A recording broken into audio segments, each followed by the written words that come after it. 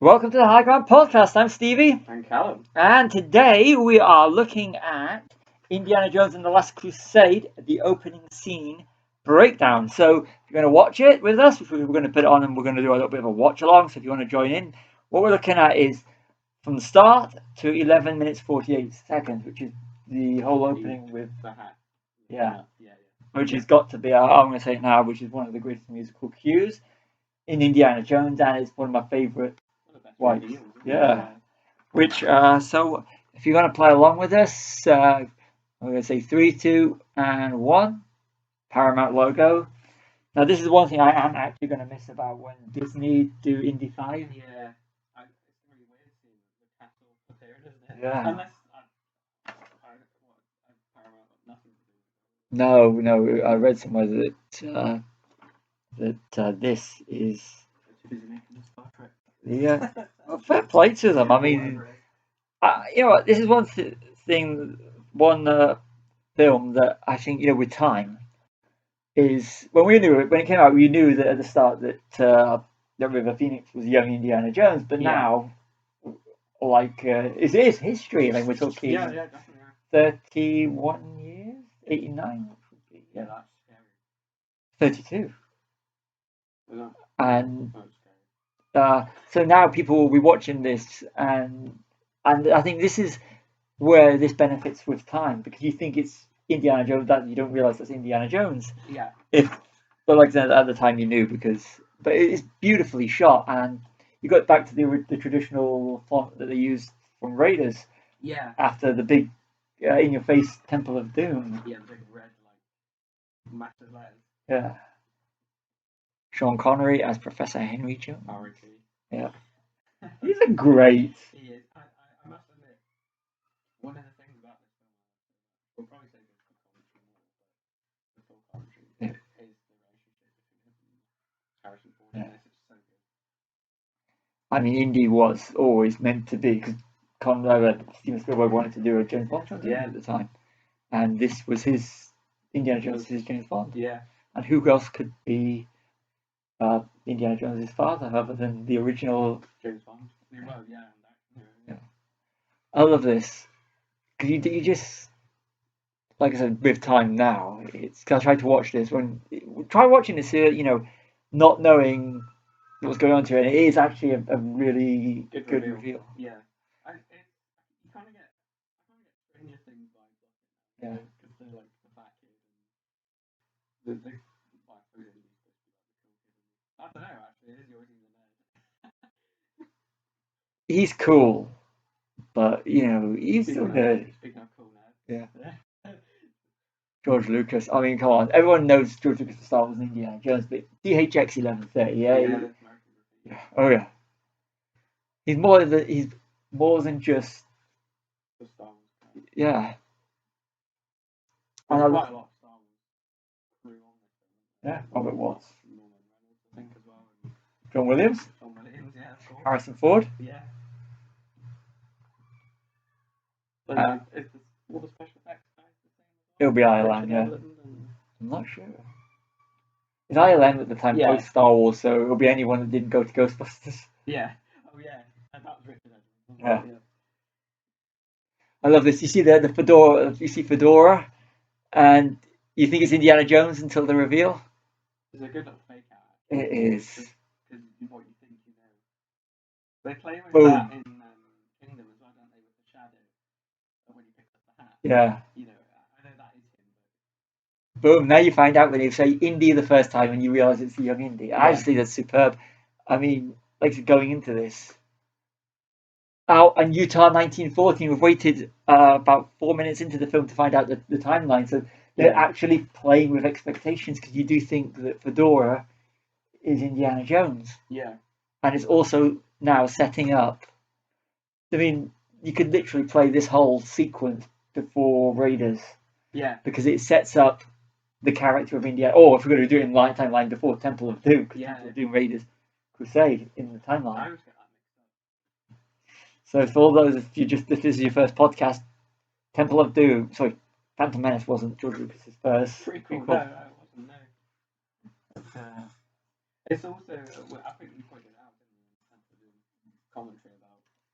the continuity error with the revolver. Yeah. But you never think of that when you're a kid, do you? But we are. I mean, this whole sequence is just setting up the character that we love. Yeah. And it's gone back down to whereas Temple of Doom was this dark, we've gotten back to the traditional serial. And maybe River Phoenix again, he rested in peace. Yeah, he died quite young, didn't he? Did he die just after it? Just that was a bit after, 91, I think it was. Don't quote me on it. Don't quote me on that. But he is survived by his amazing actor brother as well. Yeah. I always think the world, who wouldn't have careers if River Phoenix had lived? Yeah. Because it is such a shame because he had so much talent. I love this. This is just like Indy get whistles the horse and Fedora. His name's Fedora. Yeah, I don't think he's ever been named, has he? I think he is just called like Fedora or Fedora Richard Young. Yeah. I've seen him before. I love this. It's like Raiders, he goes from one. The open to Raiders, which he goes from one bit to another. It's always something. I like this sequence as well because it's an action sequence, but it's not like there's no guns, I don't ever get the impression these guys were ever going to kill it. No. I think they're just like bandits. So like the danger's not as ramped up as like beginning of Raiders with the idol and that.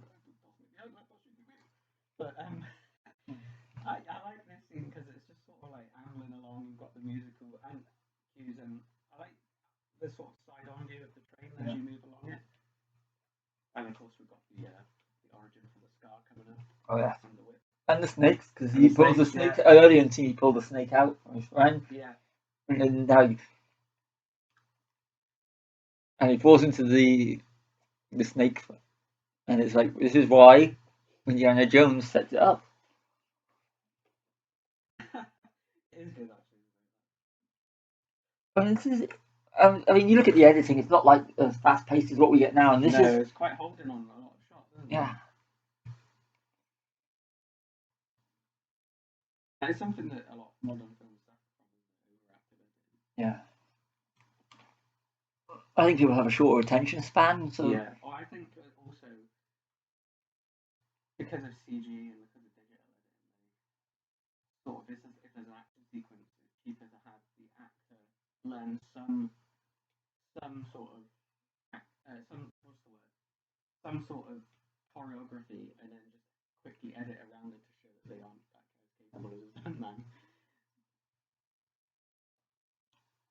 But if you got people that are good at what they do, I mean, like then on the James Bond films as well, which you're going back to it, they share the same stuntman, I think, don't they? Nick Armstrong. Yeah. He's head of the stunt team, isn't he? Sure. Yeah. In these films, anyway, definitely. I mean, if you look at if I just go a bit off topic, I mean, you look at Die Another Day, which was effects heavy compared to say Daniel Craig's Bond, which has gone back to the more practical. Yeah. And I'm hoping, I mean, Kingdom of Crystal Skull, that was too CG heavy. I'm hoping with Indy 5 to go back to what made it work. Yeah. I mean, even the effects in this, they still seem better than Crystal Skull. Yeah. I like the practical sets. I do, yeah. Something that's really missing. I mean, if you've been listening to us for a long time, you'll be knowing this is like a broken record. Yeah. Oh, the scar. Yeah. And the bullwhip. I mean, that's just. It is great. Yeah. Incidentally, there's another film where Harrison Ford has a fictional explanation of his scar. A film called Working Girl. Sigourney Weaver. And he said he got it in a car crash. Which he actually did, I think. Yeah. Wow. And didn't it? Was it? No, it wasn't his. Was it? He was in a car racing graffiti, wasn't he? He was, yeah. Bob Falco. Yeah. Another great film if you haven't seen it with Harrison Ford in it and George Lucas directing. You're right. It's just beautiful. This film is. Yeah. It kind of reminds me of Octopussy. The train. Yeah. Coming next year, we will be doing a James Bond thing. So yeah, all 25. Yeah, it's 60th anniversary next year. definitely. This is yeah. I always want this like it's just so indie. It's fun. It's not like nowadays everything needs an explanation. Well, that Yeah. happened because we got this and that because Yeah. because there's no such thing as continuity errors and just Imagination. yeah. We have to have a real life, real world, or in the continuity of the film. See the look on Fedora's face, and we come up and we see the Jones house. Because we're not yet aware that Out in the Malamute, yeah, in Indiana. And Harrison's voice, Ford's voice over, not Harrison Ford, Sean Connery's voice over Alex Hyde White, playing the young Henry.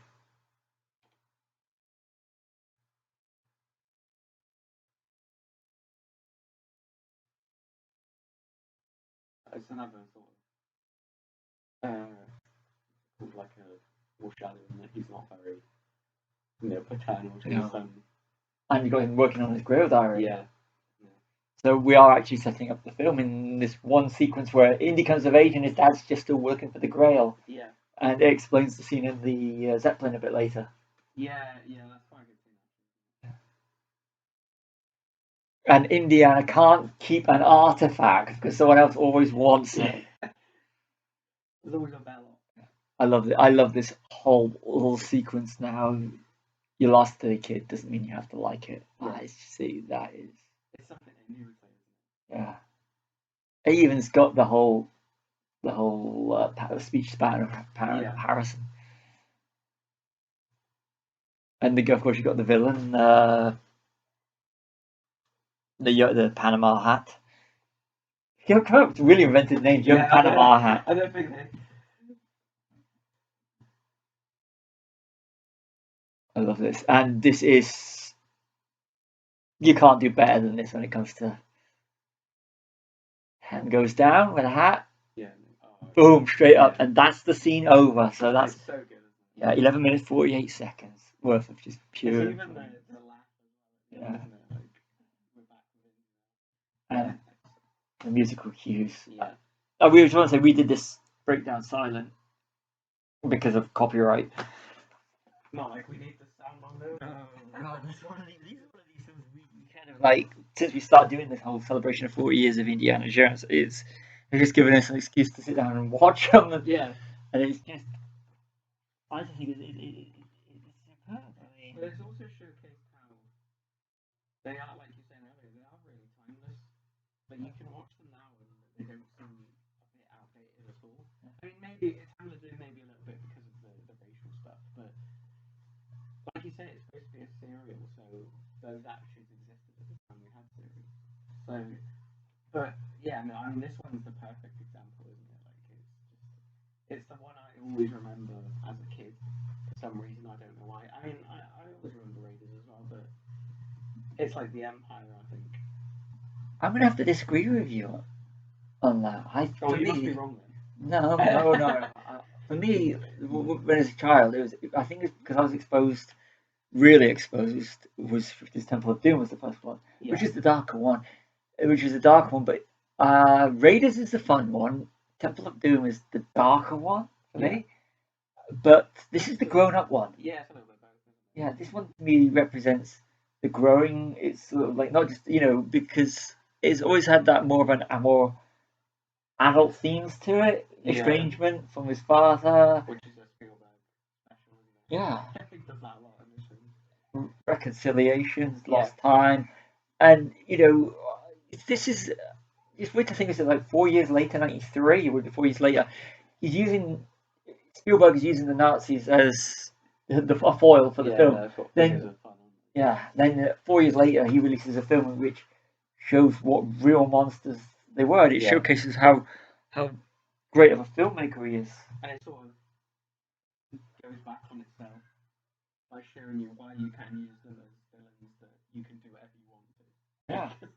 They're so evil that they're a default villain, aren't they? Yeah. And if you need to have like gore or violent death, just put the Nazis in it. Oh yeah. I mean that's why. If you look, say something like Jojo Rabbit, where you use them for fun, but Yeah. it's still literally But it's not emotional. glorifying it, it's literally mocking them. Yeah, Which is where you take the power away from them, isn't it? exactly. And you make people think by making them laugh. Yeah.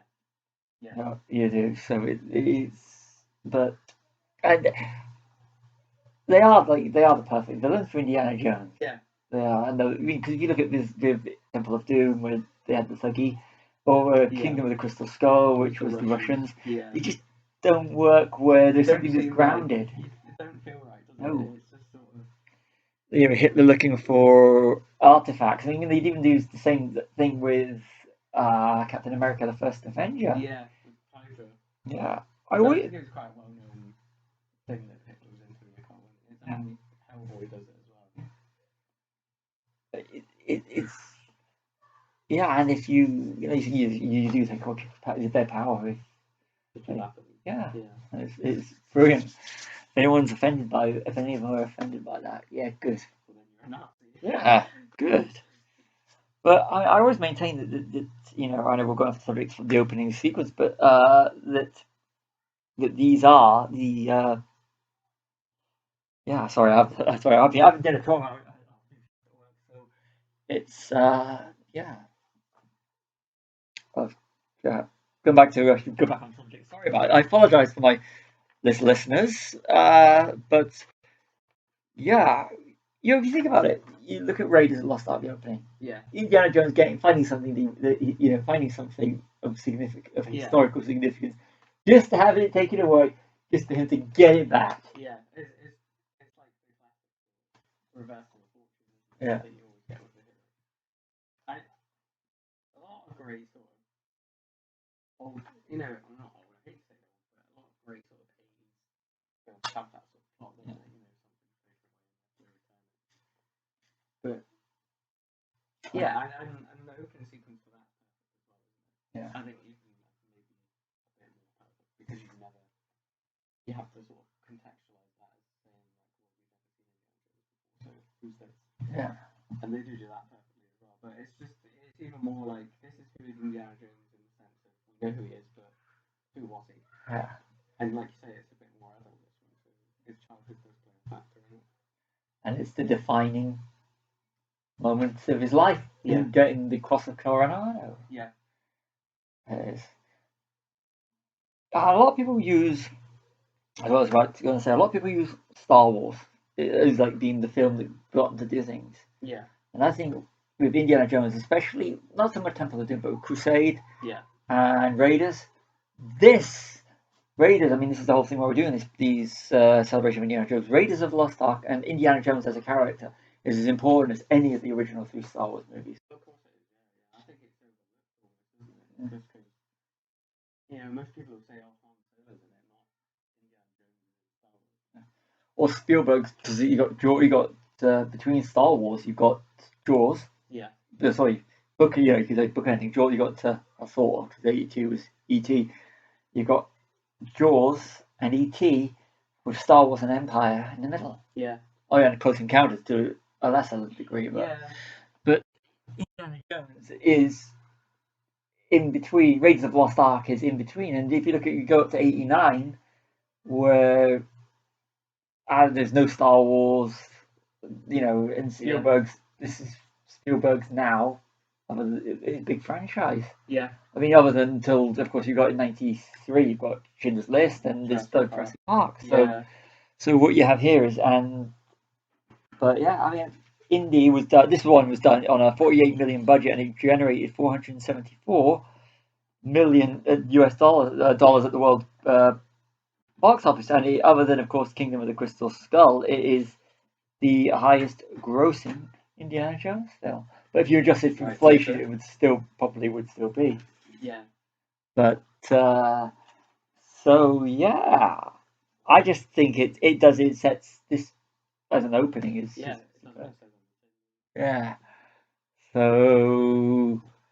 So yeah, so that's we just debated the opening of Raiders. Sorry, not Raiders of the Lost Ark. We've already done that.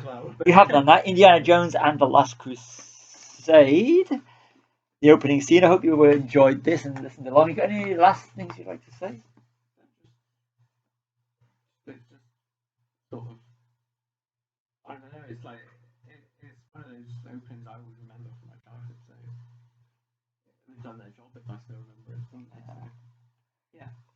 But the thing is, when we're watching it, like you said, the hardest thing is to press the pause button after the scene because that You just musical wanna cue, it, yeah, that's a sign of a good film when you've watched it as many times as we have. You just want to keep watching it. Like you say, I'm going to stick on the first 5 minutes just to watch the River Phoenix scene. Yeah. Then before you know it, it's heading off into the sunset. Yeah. So that's the opening sequence of Indiana, opening scene breakdown of Indiana Jones and the Last Crusade. I'm Stevie. And Cal.